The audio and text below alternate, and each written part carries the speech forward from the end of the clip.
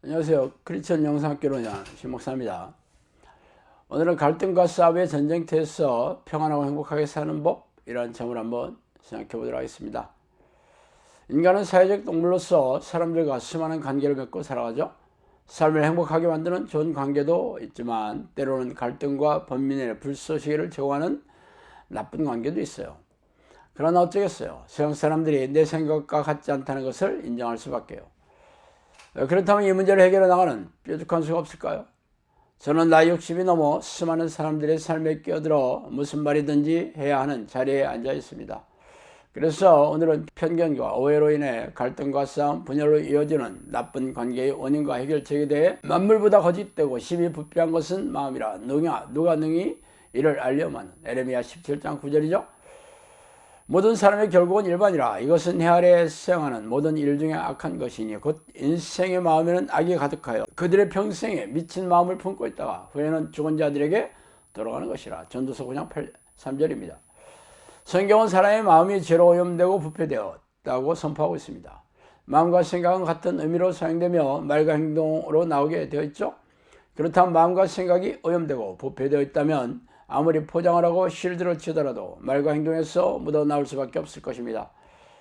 그렇다면 마음이 부패되었다는 의미는 무엇입니까? 바로 죄로 인해 죄악된 생각을 생산하는 공장이라는 뜻이겠죠. 그런데 문제는 모든 마음이 죄악으로 부패되어 있다고 선포한다는 것입니다. 그래서 지혜의 아이콘인 솔로몬도 모든 사람의 마음에는 악이 가득하여 평생 죄악된 마음을 품고 살아가다가 이 땅을 떠난다는 섬뜩하고 귀한 말씀을 내뱉고 있습니다. 그렇다면 왜 모든 사람들은 마음이 예외 없이 죄로 오염되고 부패되었을까요? 그러므로 한 사람으로 말미암아 죄가 세상에 들어오고 죄로 말미암아 사망에 들어왔나니 이와 같이 모든 사람의 죄를 지었으므로 사망이 모든 사람에게 이르렀느니라. 로마서 5장 13절이죠. 모든 사람이 죄를 범하였음에 하나님의 영광에 이르지 못하더니. 로마서 3장 23절입니다. 성경은 아담의 범죄함으로 인해 인류에게 죄가 들어왔다고 선포하고 있으며 모든 사람들의 예외 없이 죄인이라고 선언하고 있습니다.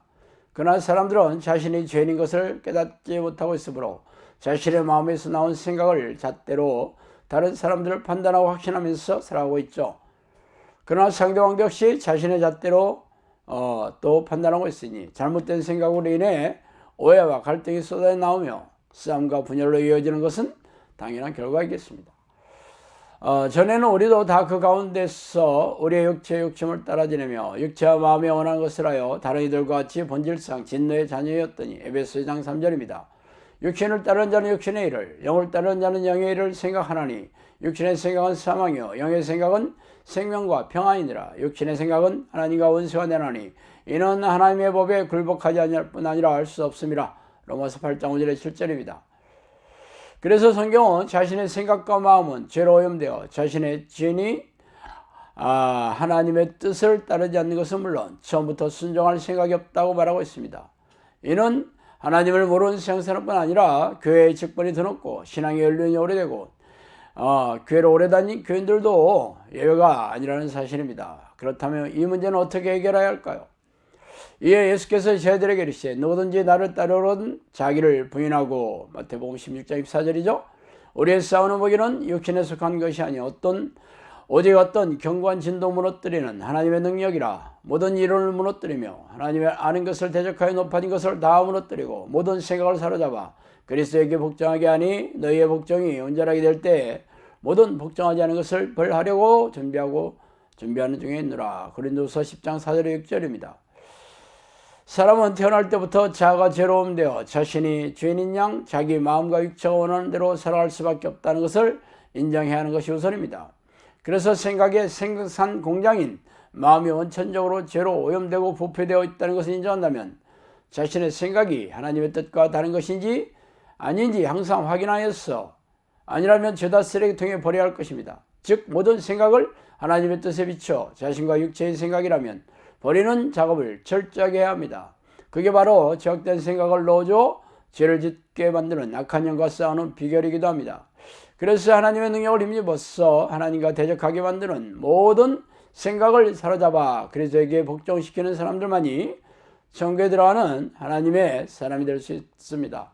그렇다면 어떻게 해야 하나님의 사람이 되겠습니까? 그러므로 이제 그리스도 예수 안에 있는 자에게는 결코 정죄함이 없나니 이는 그리스도 예수 안에 있는 생명의 성령의 법이 죄와 사망의 법에서 너를 해방하였음이라. 율법이 육신으로 말미암아 연약하여 할 수 없는 그것을 하나님은 하시나니 곧 죄로 말미암아 자기 아들을 죄 있는 육신의 모양으로 내보내어 육신의 죄를 정하사 육신을 따르지 않고 그 영을 따라 행하는 우리에게 율법의 요구가 이루어지게 하려 하심이니라. 로마서 8장 1절에 4절 말씀입니다. 그렇다면 방법은 오직 하나, 성령이 우리 안에 들어오셔서 거주하시고 다스리시는 성령의 사람이 되는 것입니다. 예수 그리스도의 영이자 성령 안에 있는 자만이 하나님의 능력의 소유자가 되어 마음과 생각을 지배하는 오염된 자아를 씻어내고 변화시킬 수 있어요. 그래서 날마다 쉬지 않고 하나님의 이름을 부르며 전심으로 성령의 내주를 간구하는 기도의 습관을 들여 성령과 깊고 친밀하게 교제하는 삶을 살아야 할 것임이 바로 이 갈등과 싸움으로 가득 찬 삶에서 평안하고 행복하게 사는 유일한 비결인 셈입니다. 자, 오늘은 여기까지 하겠습니다. 감사합니다.